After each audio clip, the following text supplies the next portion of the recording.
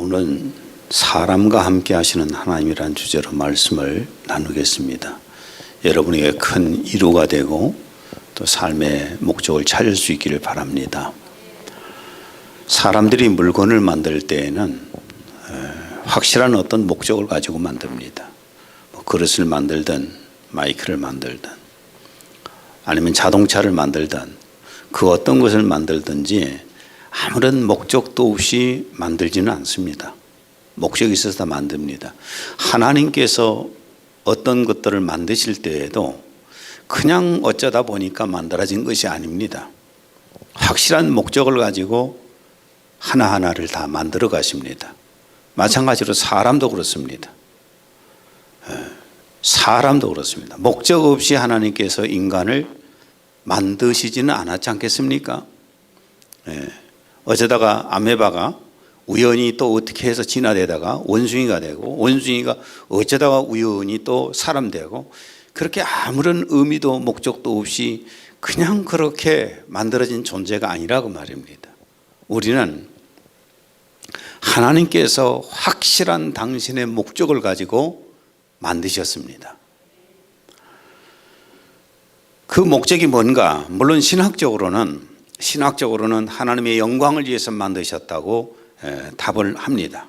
맞습니다. 이사야 43장 7절 내 이름으로 불려지는 모든 자 곧 내가 내 영광을 위하여 창조한 자를 오게 하라. 그를 내가 지었고 그를 내가 만들었느니라. 하나님의 영광을 위해서 만든 건 분명하게 맞습니다. 그러면은 하나님의 어떤 영광을 위해서 우리 인간을 만드셨는가? 어떤 영광을 위해서 만드셨는가?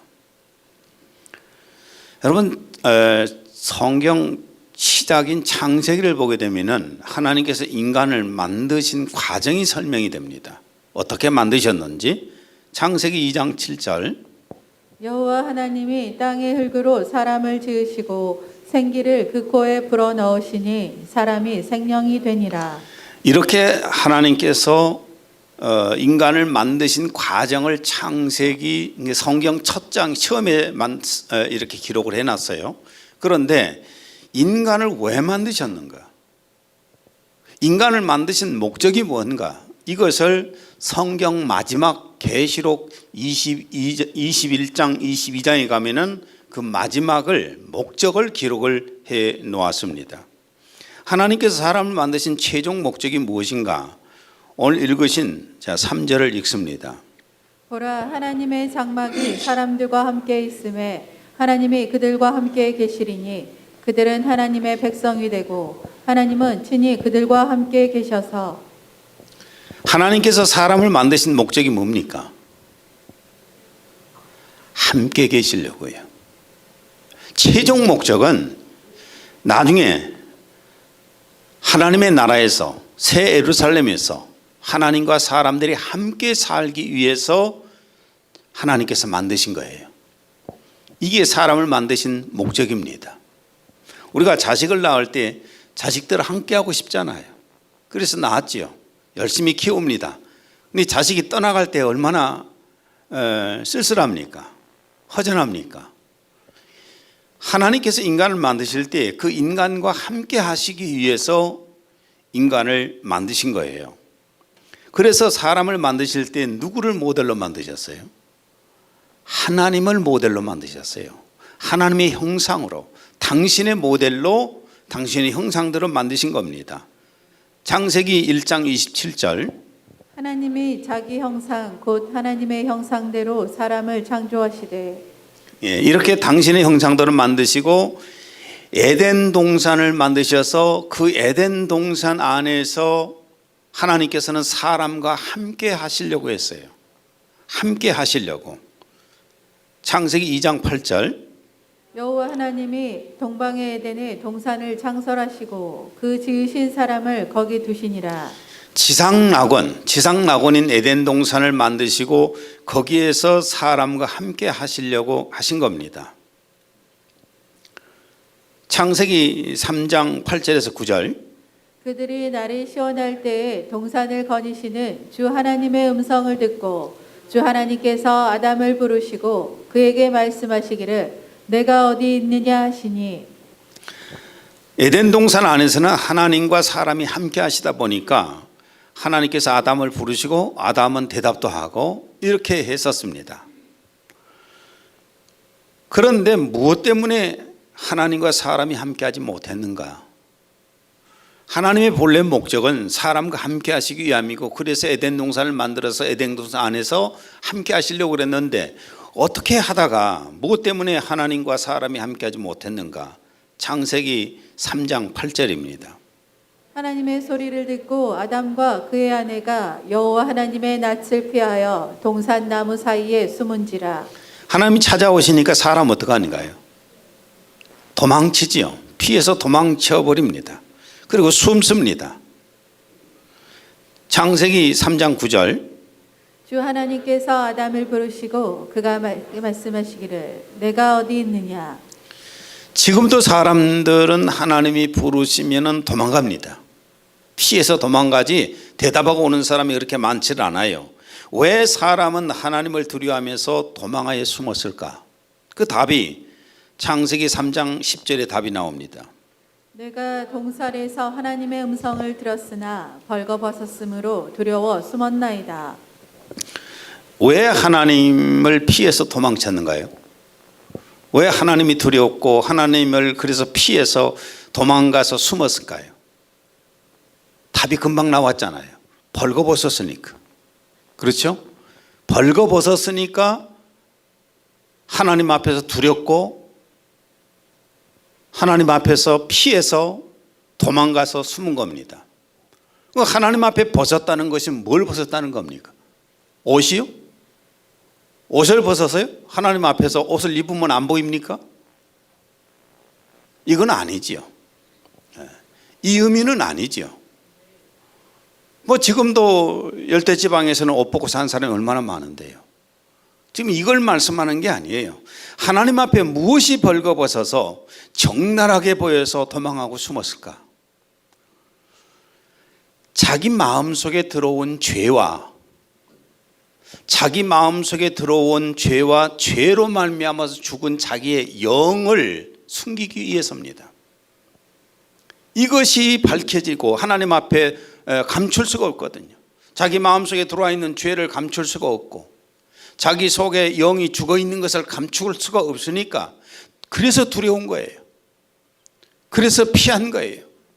그래서 도망했고 그래서 숨었습니다. 로마서 5장 12절. 한 사람으로 말미암아 죄가 세상에 들어오고 죄로 말미암아 사망이 들어왔나니. 이렇게 죄가 들어오고 영이 죽었어요. 그래서 그걸 감출 수가 없는 겁니다. 아담의 마음속에 죄악이 들어오고 그로 말미암아서 영이 왜 죽었는가? 창세기 3장 11절에 12절. 하나님께서 말씀하시기를 내가 벌거벗었다고 누가 내게 말해주더냐. 내가 내게 먹지 말라고 명령했던 그 나무의 과실을 내가 먹었느냐. 내가 먹었나이다. 하나님께서 말씀하시기를 네가 벗었다고 벌거벗었다고 누가 네게 말해주더냐. 누가 그것을 지적을 해주던, 네가 벗었다는 것을 누가 지적해 주던 거예요. 누가 알게 해주던, 네 마음속에 죄악이 있는 것을 누가 지적해 줬고 네 안에 그 영이 죽어 있는 것을 누가 지적해 주던, 내가 네게 먹지 말라고 명령했던 그 나무의 과실을 네가 먹었느냐? 먹었습니다. 먹었습니다. 여기에 답이 있잖아요. 창세기 3장 7절. 그들의 눈이 둘 다 열려 그들은 자기들이 벌거벗은 줄 알고 무화과 나무 잎을 엮어 자기들의 치마를 만들더라. 죄악을 보는 눈이 열린 거예요. 죄악을 보는 눈이 열리니까 자기 속에 있는 죄가 보이는 것이고 죽어있는 영의 공허함도 느끼는 것이고, 지금도 그렇습니다. 지금도 사람들은 자기 마음속에 죄악과 나약함을 감추고 죽은 영의 그 공허함을 감추려고 물질로 채우려고 하고 지식으로 채우려고 하고 세상 권세나 감투로 채우려고 하잖아요. 뭔가 막 뒤집어 쓰고 감추고 열심히 감춰서 내가 정말 굉장히 대단한 사람처럼 과장을 하려는 거거든요. 그래서 자꾸만 갖다 씌우는 겁니다. 열왕기하 5장에 보면은 아람의 군대 장관 나만 얘기가 나옵니다. 나만은 아람국의 영웅이었습니다. 영웅이었는데 문제가 나병 환자였어요. 어마어마한 돈을 가졌고 지위를 가졌고 영웅이었지만은 명예도 있었지만은 그런 나병이라고 하는 이 나병 환자라고 하는 정말 부끄러운 그런 감출 수 없는 그런 병을 가지고 있었어요. 그래서 나병을 고칠 수 있는 하나님의 사람 엘리사를 찾아갑니다.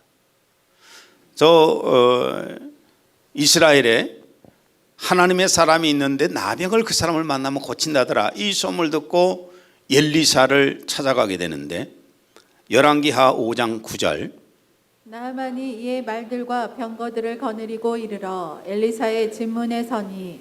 자 보십시오. 병 고침을 받으려고 엘리사를 찾아가는데 왜 군대를 끌고 갑니까? 왜 군대를 끌고 가요? 군대를 끌고 갔다는 것은 마차를 탔었잖아요. 장군의 마차를 탔고 장군 복을 입었고 장군 계급장을 붙이고 가잖아요. 자기 신분을 과시하면서 나병병을 감춥니다. 다 뒤집어 투구를 썼고 갑옷을 입었고 계급으로 덮었고 지휘로 덮고 이러면서 결국은 나병이라는 것을 감추고 지금 갑니다. 병고침가 받으러 가는데 뭘 이런 것을 다 뒤집어 쓰고 군대를 몰고 갑니까? 그래서 엘리사는 나아만에게 요단강에 가서 7번 목욕하라고 합니다. 씻으라고 합니다. 열왕기하 5장 10절 엘리사가 사자를 그에게 보내 이르되 너는 가서 요단강에 몸을 7번 씻으라. 네 살이 회복되어 깨끗하리라. 무엇 때문에 요단강에 가서 목욕을 7번 하라고 했을까요? 껍데기 벗겨내라 그 말이에요. 장군복도 벗어라. 계급장도 띄어라. 네 지위도 내려놓고 네 명예도 내려놓고 네 나병 그 모습 그대로 드러내라고 말이에요. 싹 껍질 벗겨내고 네 나병의 모습을 그대로 적나라하게 드러내라. 감추려고 하지 말고. 여러분 하나님은 의인이 아니라 죄인을 찾으러 오셨어요. 의인은 없습니다. 한 명도 없습니다. 왜냐하면 죄인의 후손이기 때문에 죄인인 거예요. 마가복음 2장 17절 건강한 자에게는 의사가 쓸데없고 병든 자에게라야 쓸데있느니라. 나는 의인을 부르러 온 것이 아니요 죄인을 부르러 왔노라. 하나님 앞에 나올 때는 다 껍데기 벗겨내고 벗어버리고 죄인의 모습 그대로 나와야 돼요. 죽은 영 자체 그대로 나와야 돼요. 근데 하나님 앞에 나오면서 돈으로 감싸고 세상 지위로 감싸고 명예로 감싸고 지식으로 감싸고 다 껍데기 뒤집어 쓰고 나오면 이 사람은 구원받을 수가 없는 겁니다. 하나님 앞에 나올 때는 솔직하게 자기 자신의 죄인의 모습 그대로 드러내야 되는 거예요. 그러니까 아담과 하와가 벌거벗은 것이라는 게 뭐예요? 자신의 마음속에 있는 죄악이 드러나는 거예요. 자기 죽어있는 영이 드러나는 거예요. 이것 때문에 두려웠던 겁니다. 그래서 하나님을 만날 수가 없어서 도망쳤던 겁니다. 하나님께서는 범죄에서 도망하여 숨는 사람들을 계속 집요하게 찾아오셨어요. 하나님께서 에녹을 찾아오셨잖아요. 노아도 찾아오셨잖아요. 아브라함도 찾아오셨잖아요. 갈대아 우리에로. 출애굽기 3장 4절 하나님이 떨기나무 가운데서 그를 불러 이르시되 모세야 모세야 하시매 그가 이르되 내가 여기 있나이다. 모세를 찾아오셔서 모세를 불렀습니다. 그랬더니 제가 여기 있습니다. 하나님이 부르실 때에 제가 여기 있습니다 하는 사람은 구원받습니다. 제가 여기 있습니다 하는 사람은 하나님의 백성입니다. 불신자는 도망갑니다. 하나님의 음성이 들려오면 도망갑니다. 전도제를 받았을 때 그냥 그걸 받고 도망갑니다. 교회를 가자 하면 두려워서 도망갑니다. 하나님의 음성을 들으면 도망가는 자는 불신자예요. 그러나 하나님의 음성을 듣고 하나님 앞에 나오는 사람은 하나님의 자녀인 것입니다. 왜 이렇게 도망치는 사람들을 계속 하나님께서는 찾아오셨는가? 사람과 함께 하려고요. 본래 본인이 만드셨으니까. 그래서 하나님께서는 그 감출 수 있는 방법, 그걸 감추고 잠시 하나님을 만날 수 있는 방법을 주셨어요. 마음속에 있는 죄를 감추고 죽어있는 영을 감추고 나와서 하나님을 만날 수 있는 방법을 주셨는데, 그게 뭐냐 하면은 성막 성전입니다. 모세를 통해서 하나님께서 계시를 해 주셨어요. 하나님께서 계시해 주신 게 뭐냐면 성막이에요. 출애굽기 29장 42절에 43절, 내가 거기서 너희와 만나고 내게 말하리라. 내가 거기서 이스라엘 자손을 만나리니 내 영광으로 말미암아 회막이 거룩하게 될지라. 내가 거기서 너희와 만나고, 거기 어디냐면 법궤를 얘기합니다. 하나님의 법궤 위에 속죄판이 있잖아요. 속죄판 위에다가 대제사장이 어린 양의 피를 뿌리고 덮고 하나님을 만나는 장소였어요. 그러니까 죄악을 감추고 덮고 하나님을 만날 수 있도록 하나님께서 성막을 주신 거예요. 성전을 주셨어요. 그래서 거기에 와서 피를 덮고 하나님을 만났던 것입니다. 이게 하나님은 사람에게 만날 수 있는 방법을 제시를 하신 거예요. 그런데 나중에는 하나님께서 직접 사람들과 함께 하시기 위해서 사람이 되어서 오셨지 않습니까? 요한복음 1장 1절 3절, 태초에 말씀이 계시니라. 이 말씀이 하나님과 함께 계셨으니 이 말씀은 곧 하나님이시니라. 만물이 그로 말미암아 지은 바 되었으니 지은 것이 하나도 그가 없이는 된 것이 없느니라. 천지를 창조하신 말씀 하나님. 요한복음 1장 14절에 18절, 말씀이 육신이 되어 우리 가운데 거하심에 우리가 그의 영광을 보니 아버지의 독생자의 영광이요 은혜와 진리가 충만하더라. 본래 하나님을 본 사람이 없으되 아버지 품속에 있는 독생하신 하나님이 나타내셨느니라. 천지 만물을 창조하신 말씀 하나님이 사람이 되어서 육신이 되어서 우리 가운데 오셨는데, 그분이 바로 예수 그리스도예요.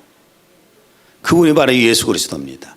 예수님은 사람들 속에 오셔서 사람으로 오셔서 사람들과 함께 있다가 결국은 속죄 제물이 되시잖아요. 하나님과 인간이 만날 수 있는 방법을 열어주시는 거예요. 아버지 하나님과 사람들이 만날 수 있도록 하기 위해서 속죄 제물이 또 되십니다. 요한 1서 4장 10절, 하나님이 우리를 사랑하사 우리 죄를 속하기 위하여 화목제물로 그 아들을 보내셨습니다. 그 몸을 화목제물로 내어주신 거예요. 죄에 대한 심판으로 속죄제물이 되시고 그 피로 하늘 길을 열어놓으신 겁니다. 히브리서 10장 19절 20절, 형제들아 우리가 예수의 피를 힘입어 성소에 들어갈 담력을 얻었나니 그 길은 우리를 위하여 휘장 가운데로 열어놓으신 새로운 살 길이요 휘장은 곧 그의 육체니라. 예수 그리스도가 십자가에서 흐르신 그 피로 말미암아서 하는 길이 열리고, 그 길을 따라서 누가 오셨어요? 성령 하나님이 오신 겁니다. 그 길을 따라서 성령 하나님께서 오셨어요. 요한복음 14장 16절, 다른 보혜사를 너희에게 주사 영원토록 너희와 함께 있게 하리니. 성령 하나님이 왜 오셨어요? 사람과 함께 하시기 위해서 오셨어요. 함께 하시면서 그 회개의 영도 부어주시고 예수 그리스도의 피로 죄 사함 받게도 하시고 하나님의 생명을 넣어주셔서 하나님의 자녀를 삼아주시고, 그리고 그 속에 함께 하시는 겁니다. 고린도전서 3장 16절, 너희는 너희가 하나님의 성전인 것과 하나님의 성령이 너희 안에 계시는 것을 알지 못하느냐. 성령 하나님이 성도 안에와 계신다는 겁니다. 그리고 우리 교회와 함께 계신다는 겁니다. 이것을 하나님은 얼마나 바라시는 거예요. 그러니까 하나님은, 사람은 도망가도 하나님은 끊임없이 찾아오셔서 사람들을 만나시고 사람 속에 계시는 겁니다. 그러면 성령 하나님이 우리와 함께 계신다는 증거가 뭔가요? 오늘 이 자리에 성령 하나님께서 이 자리에 계신다는 증거가 뭔가? 사도행전 10장 38절, 하나님이 나사렛 예수에게 성령과 능력을 기름 붓듯 하셨음에 그가 두루 다니시며 선한 일을 행하시고 마귀에게 놀릴 모든 사람을 고치셨으니 이는 하나님이 함께 하셨음이라. 예수님이 수많은 귀신들을 쫓아내고 병든 자를 고치셨잖아요. 고치셨는데 그것이 어떤 증거였어요? 하나님이 함께 하신다는 증거였어요. 만약에 예수님에게서 그런 능력이 나오지 않았다면 예수님은 하나님의 사람이 아니죠. 하나님께서 보내셨다는 증거가 뭐냐? 하나님이 함께 하신다는 증거가 뭐냐 하면은 그분을 통해서 수많은 표적들이 나타나는 거예요. 사도행전 8장 5절 7절 빌립이 사마리아 성에 내려가 그리스도를 백성에게 전파하니 많은 사람에게 붙었던 더러운 귀신들이 크게 소리를 지르며 나가고 또 많은 중풍병자와 못 걷는 사람이 나으니. 빌립과 하나님이 함께 하신다는 증거가 뭐였어요? 빌립이 가서 귀신들을 쫓아내고 병자를 고치는 거였습니다. 그래서 빌립이라고 하는 사람이 하나님이 함께 하신다는 것을 증명을 한 거예요. 지금도 하나님께서 함께 하실 때 사람들에게서 귀신이 쫓겨나갑니다. 병든 자도 낫습니다. 마태복음 12장 28절 내가 하나님의 성령을 힘입어 귀신을 쫓아내는 것이면 마였느니라. 내가 하나님의 성령을 힘입어 귀신을 쫓아내는 것이면 하나님의 나라가 이미 너희에게 임하니 하나님이 함께 하신다는 겁니다. 우리 예능교회가 이런 하나님이 함께 하시는 표적이 나타난다면 귀신이 쫓겨나고 병든 자가 낫고 그렇다면 이 교회에는 이 교회와 함께 주님이 이 자리에 계시는 겁니다. 마태복음 18장 20절 두세 사람이 내 이름으로 모인 곳에는 나도 그들 중에 있느니라. 이 자리에 주님이 계실까요? 이 자리에 주님이 만약에 계시지 않는다면 우리의 예배는 그냥 와서 서로 간의 만남으로 끝나는 것이고 교제하는 것이 끝나는 것이고 뭘 배우고 가는 것으로 끝나는 겁니다. 우리가 오늘 이 자리에 온 이유가 뭘까요? 예수님 만나기 위해서예요. 시간 없는 사람들이 여기에 뭐하러 옵니까? 긴 시간을 들여서 왜 하나님께 예배 드린다고 앉아 있습니까? 그냥 단순하게 어떤 찬양을 듣기 위해서, 설교 듣기 위해서? 그게 아니잖아요. 마음이 일어나 좀 먹기 위해서 예수님 만나기 위해서 오신 거예요. 나는 늘 예배 전에 내가 와서 하나님께 기도합니다. 물론 새벽에도 기도하지만은 또 예배 전에도 와서 잠깐 기도하는 것은 뭘 위해서 기도하는가? 주님이 이 자리에 오시라고요. 내가 기도 안 해도 주님은 오십니다. 우리의 머리시고 우리의 주인이시잖아요. 우리의 왕이시잖아요. 우리의 대제사장이시잖아요. 우리의 대선지자시잖아요. 우리의 하나님이시잖아요. 그분이 이 자리에 오셔야 되잖아요. 대제사장으로서 우리의 예배가 아버지 앞에 올려지게 해야 되겠죠. 우리의 왕으로서 우리 모든 예배를 주님께서 주관하셔야 되겠죠. 그분이 대선지자로서 하나님의 말씀을 저에게 주셔서 제가 그 말씀을 전해야 되잖아요. 세상에 헛된 소리를 하는 것이 아니라 주님이 이 자리에 계심으로써 주님의 역할을 해 가시는데 그냥 말씀을 전하는 것은 내가 단순히 주님 대신해서 전할 뿐이에요. 예수님이 이 자리에 오시는 겁니다.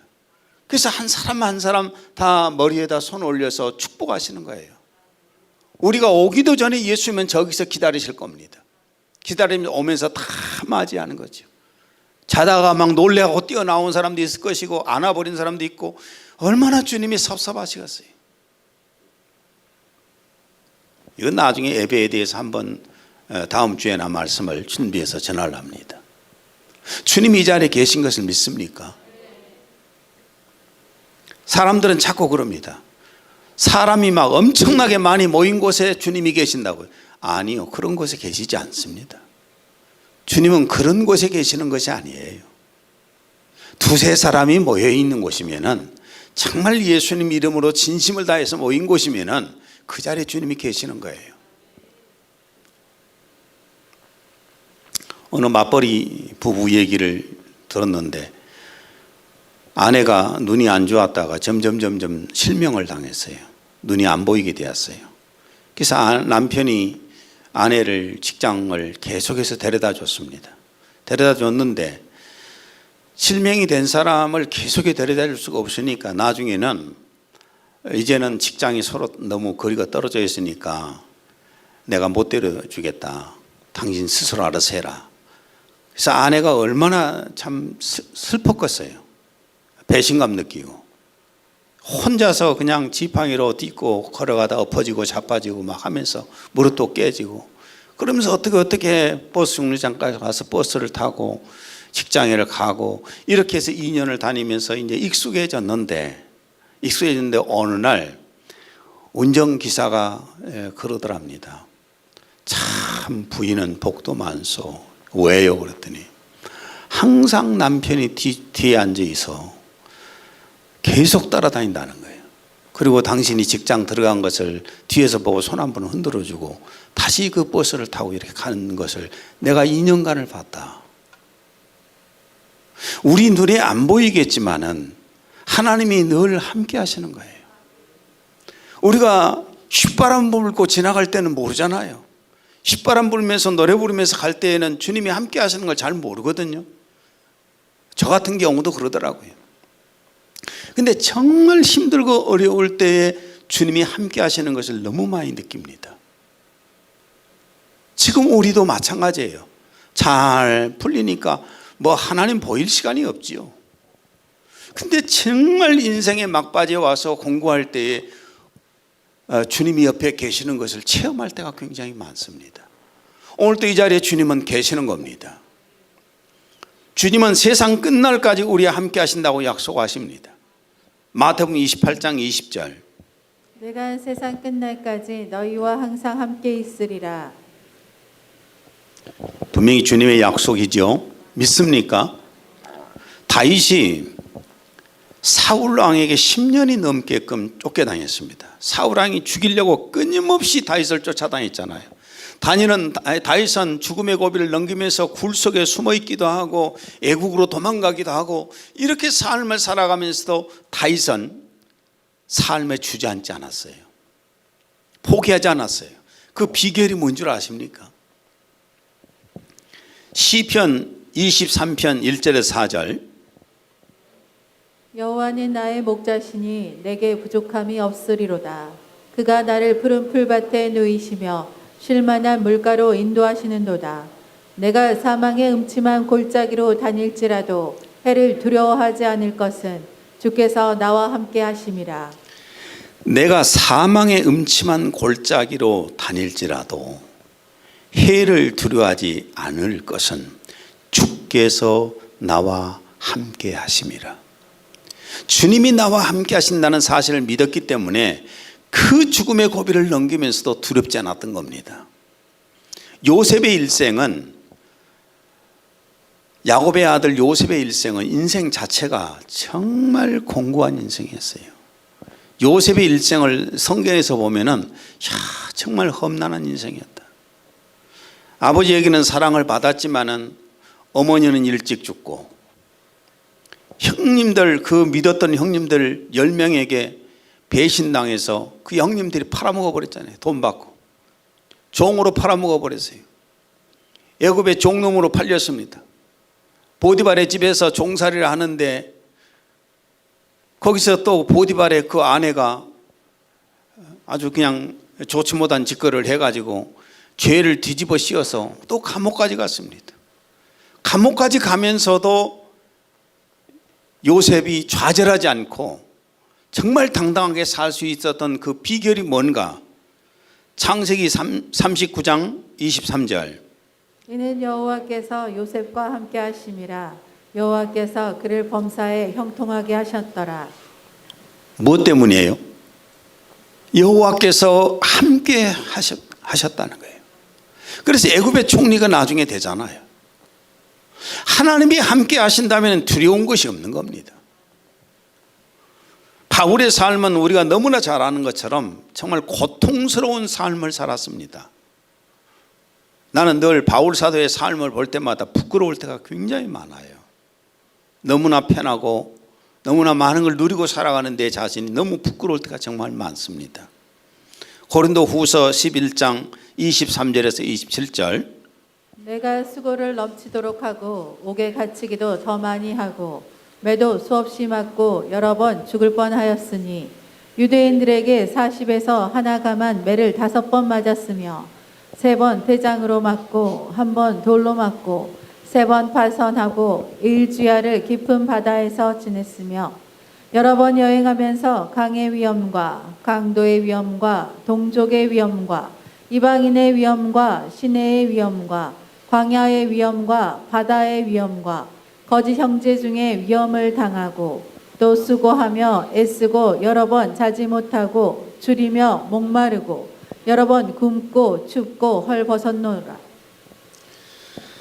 주님을 위해서 이만큼 수고하고 애쓴 사람이 얼마나 있겠습니까?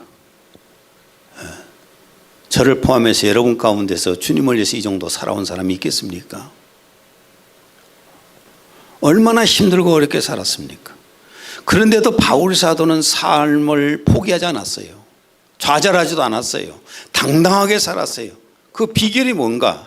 사도행전 18장 9절에서 10절. 바울에게 말씀하시되 두려워하지 말며 침묵하지 말고 말하라. 내가 너와 함께 있음에 내가 너와 함께 있다. 이 말씀 때문에 그는 그렇게 살 수가 있었어요. 육안으로 보는 것만이 전부가 아닙니다. 많은 사람들이 육안으로 보는 것만이 전부라고 생각하고 살잖아요. 물질 세계 배후에는 영계가 있습니다. 물질 세계 배후에는 반드시 영계가 있어요. 열왕기하 6장에 보면은 아람 왕이 엘리사를 잡으려고 군대를 보내서 도단성을 포위합니다. 엘리사의 비서는 그 앞에 육안으로 보이는, 눈에 보이는 그 군대만 쳐다보고 막 두려워서 벌벌벌 떱니다. 근데 엘리사는 육적인 세계, 눈으로 육안으로 보이는 세계도 있었지만은 육안으로 보이는 세계 배후의 영적인 세계를 엘리사는 보았어요. 그 세계를 보고 열왕기하 6장 16절에 17절. 두려워하지 말라. 우리와 함께한 자가 그들과 함께한 자보다 많으니라 하고 기도하여 이르되 여호와여 원하건대 그의 눈을 열어서 보게 하옵소서 하니 여호와께서 그 청년의 눈을 여시매 그가 보니 불말과 불병거가 산에 가득하여 엘리사를 둘렀더라. 엘리사가 이 비서를 위해서 기도해 줬더니 영안이 열립니다. 영안이 열려서 봤더니만은 도단성 배후에 있는 정말 하나님께서 보내신 어마어마한 불탄 기마바 부대가, 그리고 수많은 부대가 쫙 둘러있는 모습을 봤다는 거예요. 우리가 우리 눈으로 잘 안 보이겠지만은 영안이 열리게 되면은 천군이 보이지 않겠어요? 천사들이 보이지 않겠어요? 그렇다면 뭐가 두렵겠습니까? 겁날 것이 뭐 있겠습니까? 여러분, 우리의 육안으로 본 것이 전부가 아닙니다. 영안으로 볼 때에는 하나님이 함께 하시는 것이 보이게 될 겁니다. 내 인생길에도 앞이 캄캄했을 때가 많았습니다. 여러분, 많은 분들이 만나서 얘기하다 보면 그래요. 외부에서 만난 분들이 곱게 자라서 곱게 자라왔고 곱게만 목회를 해서 정말 평안하게 평탄하게 살아왔다고들 생각을 해요. 어느 목사님, 내가 여기 왔는데 내가 망치질하고 있으니까 깜짝 놀래요. 톱질하고 망치질하니까 목사님도 그런 일을 하십니까? 아니요, 저는 인생이 굉장히 험하게 살았어요. 정말 어렵게 살았어요. 지쳐서 주저앉고 싶을 때도 많았어요. 예수님 믿은 후로도 정말 힘들고 어렵게 많이 살았습니다. 근데 가장 힘이 들고 지쳐 있을 때 가장 내게 위로가 되고 힘이 되었던 말씀이 있습니다. 이사야 41장 10절. 두려워하지 말라. 내가 너와 함께함이라. 놀라지 말라. 나는 내 하나님이 됨이라. 내가 너를 굳세게 하리라. 참으로 너를 도와주리라. 참으로 나의 의로운 오른손으로 너를 붙들리라. 두려워하지 말라. 내가 너와 함께함이라. 놀라지 말라. 나는 내 하나님이 됨이라. 내가 너를 굳세게 하리라. 참으로 너를 도와주리라. 참으로 나의 의로운 오른손은 너를 붙들리라.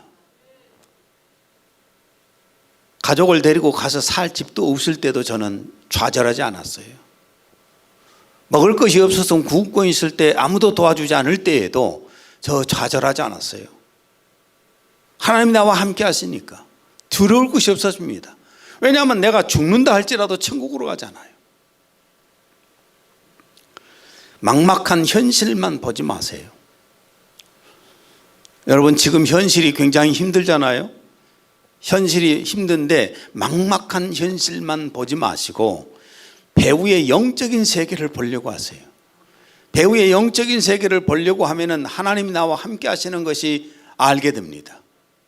이거는 영안으로 보이는 거잖아요. 그리고 결론적인 말씀을 드리면 이렇습니다. 하나님이 나를 왜 만드셨는가를 아셔야 돼요. 하나님이 왜 나를 만드셨는가? 함께 하시려고요. 장차 천국에서 함께 하시려고.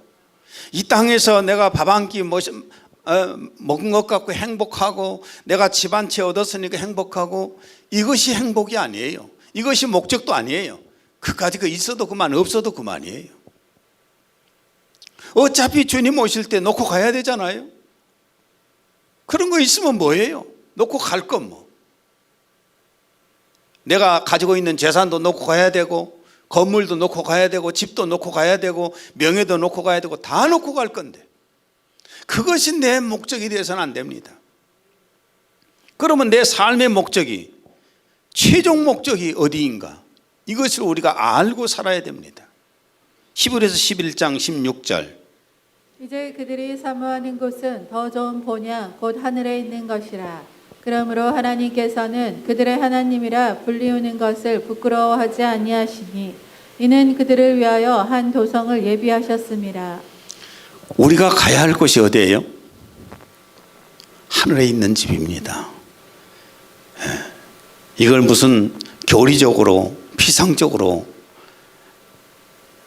알고 있는 것으로 끝난 게 아니라 진짜 우리가 가야 할 곳이 하늘에 있는 하나님의 집이에요. 하나님께서 그 도성을 준비하고 계십니다. 예수 그리스도 가셔서 새 예루살렘을 지금 건축하고 계시잖아요. 그러면서 하나님께서 우리가 하나님을 아버지라고 부르는 것을 부끄러워하지 않는다는 거예요. 기다리고 계시는 겁니다. 그리고 우리 삶의 최종 결론이 무엇인가? 본문 3절과 4절을 읽습니다. 보라, 하나님의 장막이 사람들과 함께 있음에 하나님이 그들과 함께 계시리니 그들은 하나님의 백성이 되고 하나님은 친히 그들과 함께 계셔서 모든 눈물을 그 눈에서 닦아주시니 다시는 사망이 없고 애통하는 것이나 곡하는 것이나 아픈 것이 다시 있지 아니하리니 처음 것들이 다 지나갔음이러라. 자, 말씀 결론을 맺습니다. 하나님께서 우리를 왜 만드셨다고요? 함께 하시려고. 근데 우리는 마음에 죄가 들어오고 영이 죽음으로 하나님을 끊임없이 피했잖아요. 도망갔잖아요. 하나님 앞에 두려워서 도망해서 숨었습니다. 그런데도 하나님은 끊임없이 찾아주셔서 결국 사람으로 오셔서 그 속죄제물이 되심으로 그 피로 우리가 죄사함 받고 성령이 오셔서 성령 하나님께서 나와 함께 하시다가 그리스도가 오실 때 우리를 부활시켜서 어디로 데려가십니까? 새 예루살렘으로 데려가시잖아요. 그러면 하나님과 우리가 영원히 살아야 되잖아요. 그런데 잘 들어보십시오. 하나님과 친해야 될까요? 불편한 관계가 돼야 될까요? 이 땅에서도 하나님과 불편한 관계가 아니라 하나님과 친한 관계가 돼야 돼요. 부모와 자식 간에도 친해야 같이 있고 싶잖아요. 불편하면 같이 안 있고 싶잖아요. 그렇죠? 부부 간에도 같이 친해야 같이 있고 싶잖아요. 하나님과 관계가 친해야지요. 하나님을 만나러 오는 시간이 바로 예배 시간인데 하나님과 친했으면 좋겠습니다. 그래서 새 예루살렘에서 하나님과 영원한 삶을 함께 살아가기를 바랍니다. 기도합니다. 아버지 하나님, 오늘은 사람과 함께 하신 하나님이란 주제로 하나님께서 사람을 만드신 목적을 얘기했습니다. 최종적으로 새 예루살렘에서 하나님께서는 우리와 함께 하시기를 원하시는데 지금부터 하나님과 함께하는 훈련을 하고 하나님과 친숙한 관계가 되기를 원하옵니다. 그리고 지금도 우리와 함께 하시면서 우리를 붙들고 계신 것을 감사드립니다. 예수님 이름으로 기도했습니다. 아멘.